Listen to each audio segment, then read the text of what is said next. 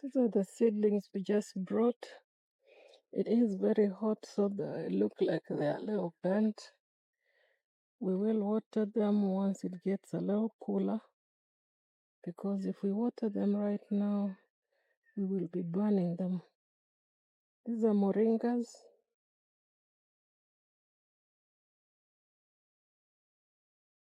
I think I think they call them mizungwis here. Mizungwi. These ones are a combination of two trees. I'm not sure about the English names, but here we call them Miri and Mikulus. They're actually indigenous trees, Miri and Mikulu. Those ones over there, those ones are cashews. And then on this side we have Mbambakofi. Cashews what do they call it? Cashews, Mikanju. They produce cashews, so then they don't go by the name cashew as in korosho. What do they call them? Yeah, Mikanju, Mikorosho. The cashews, Mikorosho. Then we have these ones here. Call them Mbambakofi here. I do believe they are the species of mahogany, the Mbambakofis. If I'm not mistaken, they are a species of mahogany. And these ones here, I don't remember the English name or the Kiswahili name. I've already forgotten. But they usually grow with thorns. They're good for fencing. So we'll put them around the fence. And from what I understand, the goats like eating them too. This portion we put them here, they are getting a little bit of shade from our passion trees here. So they're only here temporarily until we transplant them in the Shamba. It's very hot right now. We're going to wait for the next rain to fall. Then we will plant them immediately. We have removed what was here previously. We did leave a couple of passions and guava fruits here, but they are going to be moved. As for the guavas, I'm going to let the ladies that work for me here take them home and plant them for their kids, because I already have a couple of them in my orchard. I don't want any more. So I'll give them away so that they can also get to plant them for their kids. That way, when they are mature, we don't have kids jumping over fences looking for guavas. They'll be having some in their place too, in their homes too. These are from before. They've grown so much. I'm not sure where we will transplant them to. Here we call them Mikayambas. I'm not a fan of Mikayambas very much, but I do have them planted way back there. I don't like them because once they have seeds in their pods, their seeds fall and they start growing all over the place, like they take over the farm, they take over the Shamba. That's why I don't like them very much.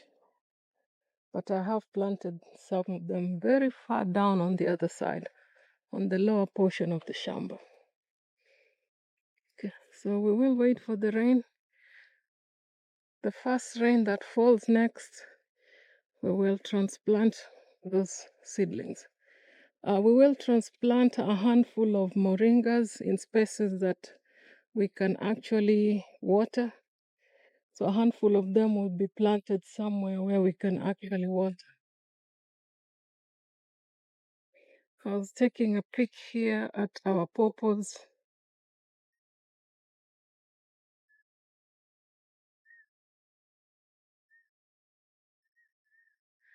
I know one of them had fruit before, but we do have two of them that have bore fruits already, I see.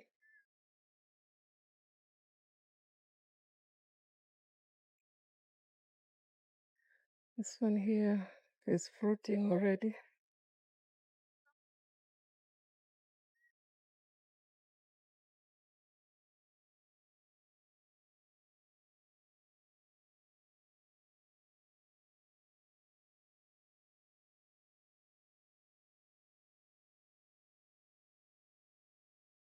And we also have this other one too that has started fruiting, which is great.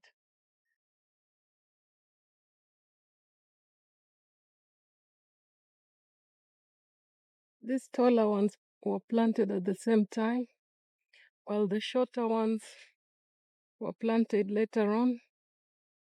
And I do have others that just got planted. Even the ones you see way over there were planted later than these taller ones. And I also just added a couple more just the other day. Oh, this one is starting to fruit too. The fruits are still tiny, but it has started fruiting. As you can see, it's starting to fruit. That's great. The latest addition, purples in this area, these small ones here. This one here is the latest addition. This one was in the second batch. So besides this one, you have that one over there. You have this one. This one's very tiny, but it's hanging in there.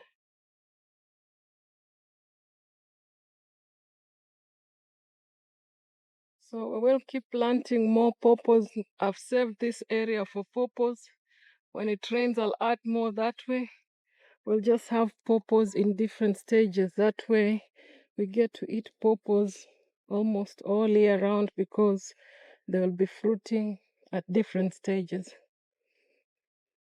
This one here is one of the 2 dragon fruits that we have.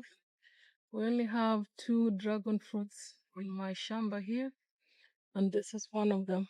The other one is on the other side of the fence. We decided to try it out, see how it does in this area.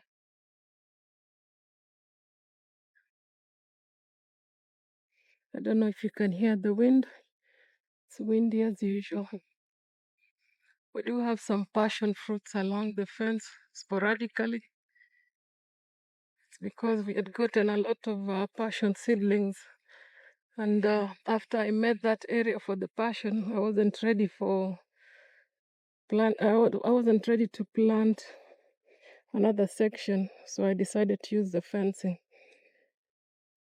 I decided to use the fence to support the passions.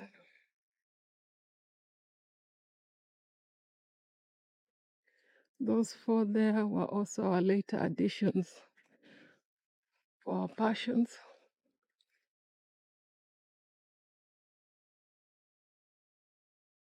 The oldest passions that we had, or rather the first batch that I had, included this one here that's looking like it's diseased or old. And there's 2 that we cut down. There's this one here, and on the other side, we already cut them down. And it's just creating room for the new ones to grow. It's just me walking around the shamba in the hot, hot, hot sun. Just looking around, seeing what's going on.